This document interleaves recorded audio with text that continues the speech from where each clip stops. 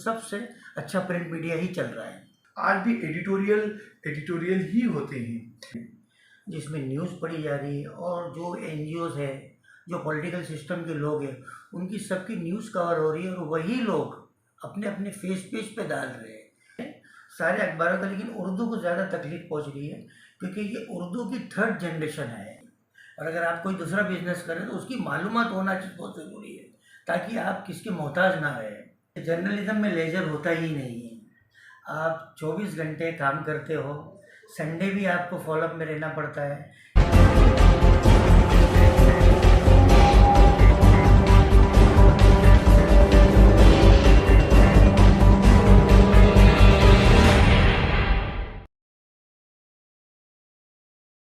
दोस्तों नमस्कार, आदाब, सत श्री अकाल, जय भीम।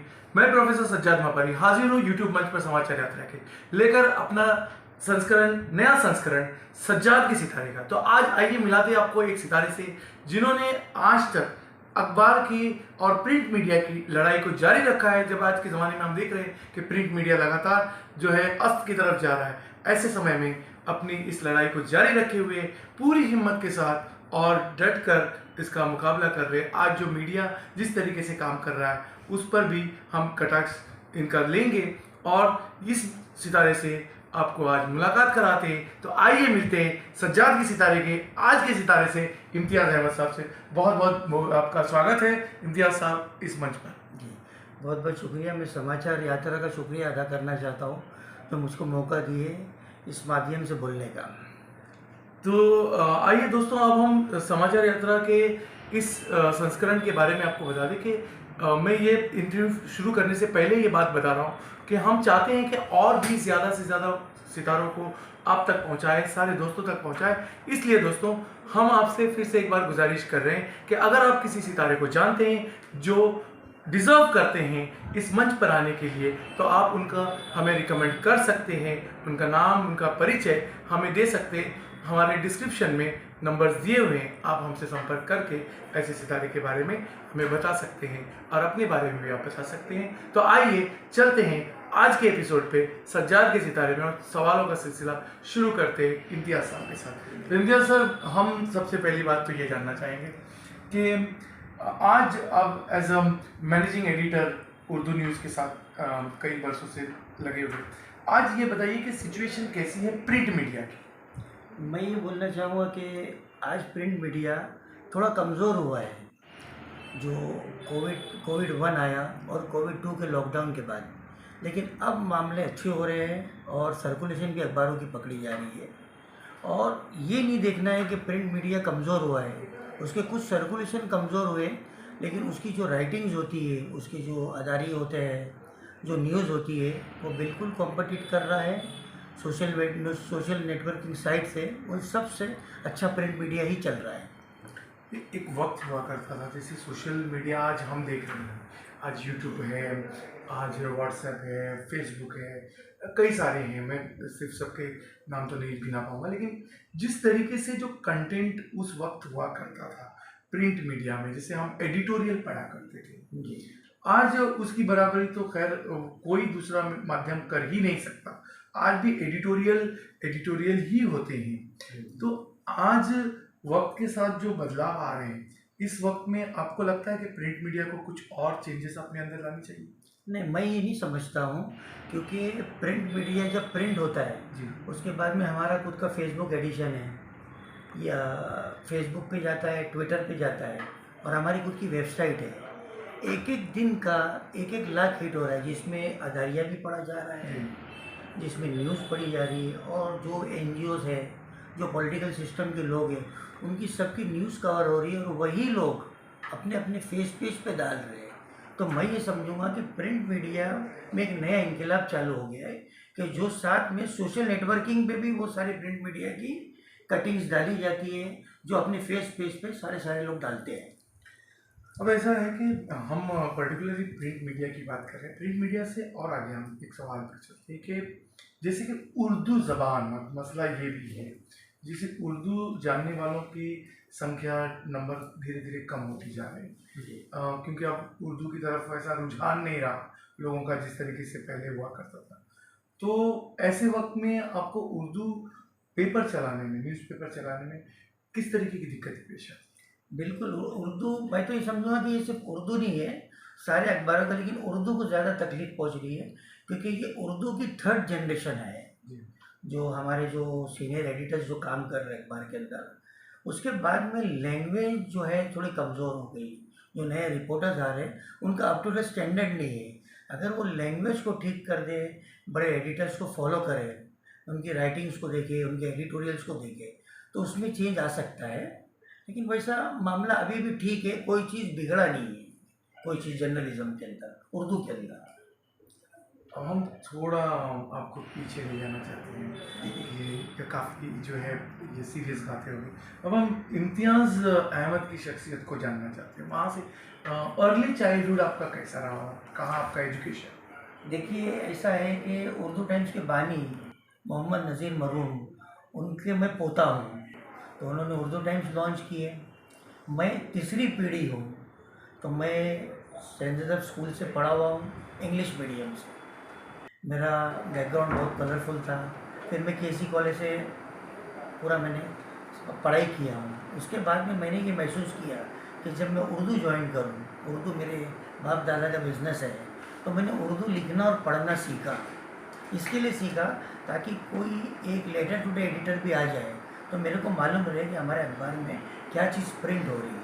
तो वो जो मेरा बोलना ये है कि जो जिसका जो भी बिजनेस हो, 3 जनरेशन का, 4 जनरेशन का, तो उसकी जो पर्सन आके जो पूरी आके बैठती है मेन कुर्सी के ऊपर, तो उसको वो सारी चीज़ें सीखना चाहिए जो मैंने सीखा। मैं उर्दू लिखना भी सीखा, पढ़ना भी सीखा, क्योंकि मेरा पूरा एजुकेशन इंग्लिश लेवल पे हुआ था, तो मैंने उसको सीखा। ये अभी ये जो आपने बात बताई, ये बहुत बेहतरीन बात है। हमारे दर्शक, जो हमारे यंग दर्शक देखते हैं, तो ये जो जिस तरीके से अगर फैमिली बिजनेस में कोई आप जिस तरीके से आए, ऐसे जब फैमिली बिजनेस में आते हैं तो एक फीलिंग होती है कि ऑलरेडी सब कुछ बना बनाया होता है, तो लोगों के मन में ये एक गलत धारणा है कि सब कुछ रेडीमेड मिल जाता है। इसके ऊपर थोड़ा आप प्रकाश डालिए कि कैसे होता है। देखिए कैसा होता है, बिजनेस जो होता है, चाहे वो न्यूज़पेपर का बिजनेस हो या कोई भी बिजनेस हो, उसमें आपको पैशन की ज़रूरत है। अगर आप में उस बिज़नेस चलाने का शौक़ है तो ऑटोमेटिकली आपको उसका रिक्वायर मालूम पड़ेगा कि आप अगर वो एक उर्दू पेपर रन कर रहे हैं तो आपको मिनिमम चीज़ ये है कि आपको उर्दू लैंग्वेज जानना आना चाहिए। और अगर आप कोई दूसरा बिजनेस करें तो उसकी मालूमात होना चाहिए, बहुत ज़रूरी है, ताकि आप किसके मोहताज ना रहे। ऐसा है।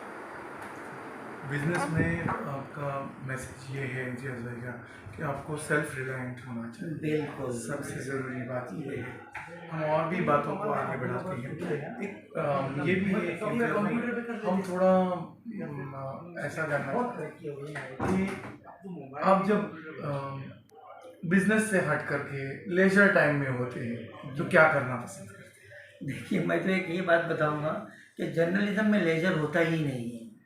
आप 24 घंटे काम करते हो, संडे भी आपको फॉलोअप में रहना पड़ता है, क्योंकि सबसे पावरफुल बिजनेस पूरी दुनिया का न्यूज़पेपर का होता है। एक जर्नलिस्ट जो होता है उसका जो नेटवर्क होता है वो संडे को भी ऑन रहता है और मसले मसाइल चलते रहते हैं, न्यूज़ आते रहती है। तो आप लेजर नहीं लेते, काम में ही हमको लेजर मिलता है। आप जितना काम करेंगे, जितना उसमें इन्वॉल्व होंगे, उतना आराम मिलेगा। तो आराम नहीं करना है। अगर आपको न्यूज़पेपर चलाना है तो आपको 24 घंटे ड्यूटी पे रहना है। सो मीडिया पर्सन की लाइफ हमेशा बिजी है। बिल्कुल बिल्कुल, हमेशा भागते दौड़ते रहे। ठीक है, तो फिर भी हम ये जानना चाहेंगे कि रीडिंग, राइटिंग और प्रिंटिंग के अलावा और कौन से शौक जो इम्तियाज़ भाई को कभी रहे हों? स्कूल में हम फुटबॉल खेलते थे, कॉलेज में भी फुटबॉल खेले, और वक्त नहीं मिला हमको। बाबरी मस्जिद की शहादत के बाद 1993 ऑफिस ज्वाइन कर लिए। आज 30 साल का कैरियर है, तो 30 साल से हमने तो कोई आराम नहीं किया है। काम में ही आराम है। आप जितना काम करेंगे उतना आराम मिलेगा। ऐसा कोई संदेश जो हमारे यंग दर्शक हम देख रहे हैं आपको, कि वो जो आज बच्चे जैसे अपने वालिदैन के नक्शे कदम पर चल रहे हैं या वो अपने बुजुर्गों का बनाया हुआ कोई बिजनेस कर रहे हैं, तो उनके लिए कोई एक मैसेज आपका? मेरा बोलना ये है कि कोई भी चीज़ इम्पॉसिबल नहीं है। अगर आप मेहनत से काम करेंगे तो बिल्कुल आपको कामयाबी मिलेगी। अड़चन आएंगी, उस पर ध्यान नहीं देना है और आप कामयाब होंगे। ये जो आजकल जो हालात हैं कि न्यूज़पेपर्स के और जो जर्नलिस्ट के हालात हैं, जिस तरीके की आज जो देश में जर्नलिज्म चल रही है, तो इस पर एक आपका टिप्पणी हम चाहेंगे। देखिए, मैं मेरा बोलना ये है कि प्रिंट मीडिया अभी भी बहुत समझदार है। प्रिंट मीडिया कभी ख़त्म नहीं होएगा, भले उसका सर्कुलेशन 500 कॉपी पे नहीं आ जाए। ये बहुत जिम्मेदार है। हम कोई भी तरीके की येलो जर्नलिज्म करते नहीं। रहा सवाल इलेक्ट्रॉनिक मीडिया, फेसबुक, ट्विटर, इसके ऊपर इतना हम भरोसा नहीं करते जितना आगे की जनरेशन को मैं ये मैसेज देना चाहूँगा कि आप प्रिंट मीडिया पे भरोसा करिए और यही जिम्मेदार मीडिया है। प्रिंट मीडिया ही जिम्मेदार मीडिया है, इस तरीके का संदेश है इम्तियाज़ अहमद साहब का हमारे सभी दर्शकों के लिए और हमारे लिए भी।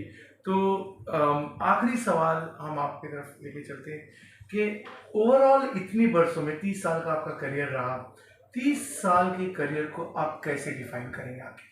30 साल के करियर को मैं कामयाब बोलूँगा, क्योंकि इसमें मेरे को बहुत प्यार मिला, हमने बहुत काम भी किए, जर्नलिज्म में रहे, रिलेशन बना, कांटेक्ट बना, और ये एक बहुत इंटरेस्टिंग लाइफ होती है एक जर्नलिस्ट की। अगर आप ईमानदारी से काम करेंगे तो कोई भी चीज़ जर्नलिस्ट के लिए इम्पॉसिबल नहीं होती है। आप कुछ भी काम कर सकते हैं, कोई भी कांटेक्ट, आप किसकी मदद कर सकते हो, आप किसका अपने कांटेक्ट यूज़ करके हॉस्पिटल में पैसा माफ़ करा सकते हो, कोई पॉलिटिकल आप दरवाजे पे जाके उनका काम करा सकते हैं। तो ये एक नोबल प्रोफेशन है, इसमें कोई भेदभाव नहीं है, कोई हिंदू मुसलमान नहीं है। जर्नलिज्म अभी भी जिंदा है और जिंदा आगे भी रहेगा। जो यंग जनरेशन के हमारे दोस्त इस वीडियो को देख रहे हैं और वो जर्नलिस्ट बनना चाहते हैं, उनके लिए आखिरी संदेश आपका? उनके लिए ये है कि सिर्फ एक ही है कि अगर आप ईमानदारी से जर्नलिज्म करेंगे तो बिल्कुल आपको इज्जत मिलेगी, इस देश में भी मिलेगी और अल्लाह की तरफ से भी आपको इज्जत मिलेगी। तो ये थे सारी बातों को आज शेयर करने वाले हमारे साथ इम्तियाज़ अहमद साहब। तो दोस्तों, आज हमने आपके सामने इम्तियाज़ अहमद साहब की पूरी पर्सनालिटी को बयान करा और ये जो बातें हैं ये आप तक पहुँचे, सब तमाम लोगों तक पहुँचे, इस ख्वाहिश के साथ हमने इस एपिसोड को आपके सामने रखा। तो हम चाहते हैं दोस्तों कि आप हमारे चैनल को देखते रहिए, लाइक कीजिए, शेयर कीजिए, सब्सक्राइब कीजिए समाचार यात्रा को और देखते रहिए सज्जाद के सितारे। इसी तरह हम मिलते रहेंगे नए नए सितारों के साथ अगले किसी एपिसोड में, किसी और सितारे के साथ। सज्जाद के सितारे।